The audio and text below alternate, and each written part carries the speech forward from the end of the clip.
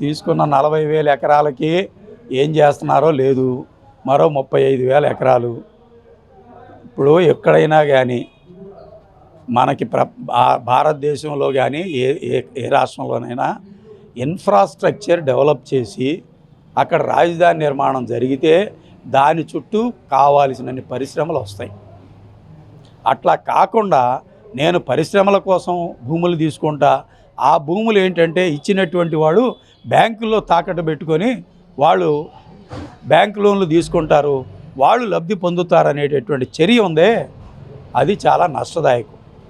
అందుకనే మేము చెప్పేది ఏంటంటే మీరు ముందు తీసుకున్న 40,000 ఎకరాలకి రైతులకి న్యాయం చేయండి, వ్యవసాయ కార్మికులకి న్యాయం చేయండి, అదే రకంగా అక్కడ కావాల్సిన కన్స్ట్రక్షన్ చేయండి. అరే కేంద్ర ప్రభుత్వం అవసరమైన రాజధాని నిర్మాణానికి డబ్బులు ఇవ్వం, 15,000 కోట్ల రూపాయలు మీరు అటు వరల్డ్ బ్యాంక్ నుంచి అట్లాగే ఏషియన్ డెవలప్మెంట్ బ్యాంక్ నుంచి అప్పు తెచ్చుకోండి అని చెప్తున్నారు.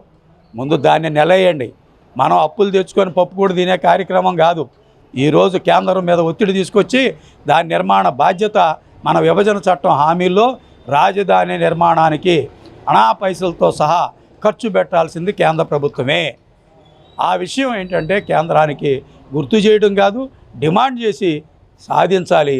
అట్లా మెడలు ఉంచకుండా మీరు ఇక్కడ రైతుల దగ్గర నుంచి మేము స్థలాలు తీసుకుంటాం, పొలాలు తీసుకుంటాం అంటే ఆల్రెడీ 40,000 ఎకరాలు బిడుబడి ఉన్నాయి.